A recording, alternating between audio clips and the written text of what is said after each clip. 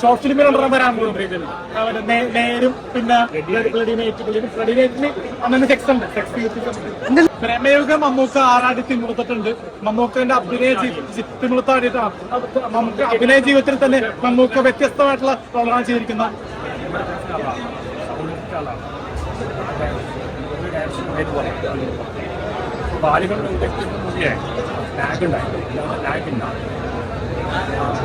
പിന്നെ അടുത്ത് പറയേണ്ട മമ്മൂക്കക്ക് കൂടുതൽ സ്പേസ് കൊടുത്തോണ്ട് മമ്മൂക്കാന്റെ മെഗാസ്റ്റാറിന്റെ ഒരു കൊടുക്കാത്ത അഭിനന്ദനം.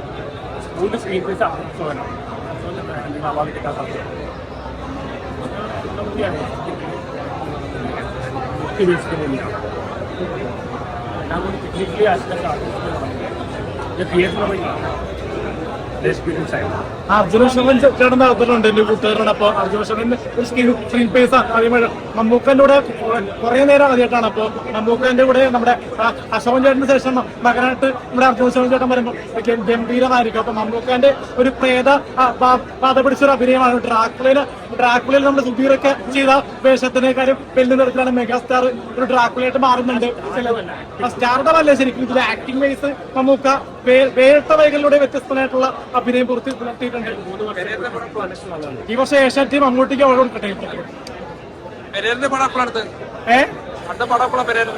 ഷോർട്ട് ഫിലിമിൽ വരാൻ പോകുന്നത് നേരും പിന്നെ റെഡിനേറ്റിന് അന്ന് സെക്സ് ഉണ്ട്.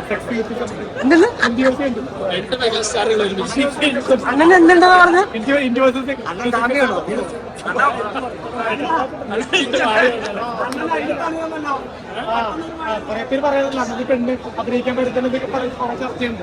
സാധ്യമായിട്ട് വന്നല്ലോ അഭിനയിക്കാനായിട്ട് ആരും വരില്ല. കുറെ മീഡിയക്കാര് പറഞ്ഞിരുന്നു അഭിനയിക്കാൻ ആരും വരില്ലെന്ന് കുറെ പേര് പറഞ്ഞു. ഇത് വന്നു പെട്ടെന്ന് കുറെ പേര് അഭിനയിച്ചല്ലോ ഒരു മുടിയായിട്ട് അഭിനയിച്ചോ വന്നു. ക്ഷയിക്കേണ്ടി പ്രമേയുഗം മമ്മൂക്ക ആറാടി തിമിർത്തിട്ടുണ്ട്. മമ്മൂക്കന്റെ അഭിനയ തിമിർത്താടിയിട്ടാണ്.